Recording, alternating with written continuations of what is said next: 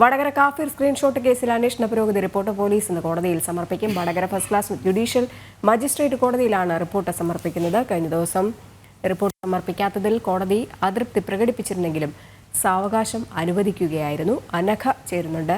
അനഘ, ഈ സ്ക്രീൻഷോട്ട് എവിടെ നിന്നാണ് വന്നതെന്ന കാര്യം അടക്കം കോടതി ചോദിച്ചിട്ടുണ്ടായിരുന്നു. പക്ഷേ കൃത്യമായ ഒരു മറുപടി പറയാൻ പോലീസിന് കഴിഞ്ഞിട്ടില്ല. കഴിഞ്ഞ ദിവസം കോടതി ഈ വിഷയം പരിഗണിച്ചപ്പോൾ അന്ന് തന്നെ റിപ്പോർട്ട് സമർപ്പിക്കണമെന്ന് പറഞ്ഞെങ്കിലും പിന്നീട് സാവകാശം കൊടുക്കുകയായിരുന്നു. ഇന്നെന്തായാലും റിപ്പോർട്ട് സമർപ്പിക്കുമോ പോലീസ്? ലോക്സഭാ തെരഞ്ഞെടുപ്പ് കാലത്ത് ഏറെ വിവാദമായ വടകര കാഫിർ സ്ക്രീൻഷോട്ട് കേസിൽ അന്വേഷണ പുരോഗതി റിപ്പോർട്ട് പോലീസ് ഇന്ന് Vadakara first class judicial magistrate കോടതിയിൽ സമർപ്പിക്കും എന്നാണ് അറിയാൻ കഴിഞ്ഞിരിക്കുന്നത്. മാത്രമല്ല, അന്വേഷണവുമായി ബന്ധപ്പെട്ട് പിടിച്ചെടുത്തിരിക്കുന്ന ഇടത് സൈബർ ഇടങ്ങളിൽ നിന്നടക്കം പിടിച്ചെടുത്തിരിക്കുന്ന ഫോണുകളുടെ ഫോറൻസിക് പരിശോധനയുടെ വിശദാംശങ്ങളും കോടതിയിൽ ഇന്ന് പോലീസ് സമർപ്പിക്കും. ഇതുമായി ബന്ധപ്പെട്ട കേസ് ഈ മാസം 29-നായിരിക്കും കോടതി പരിഗണിക്കുക.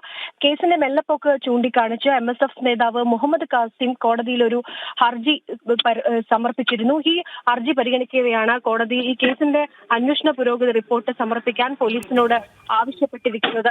ശരി, കാഫിർ സ്ക്രീൻഷോട്ട് വിവാദം അന്വേഷണ റിപ്പോർട്ട് ഇന്ന് കോടതിയിൽ പോലീസ് സമർപ്പിക്കും. അനഘയാണ് വിവരങ്ങൾ പങ്കുവച്ചത്.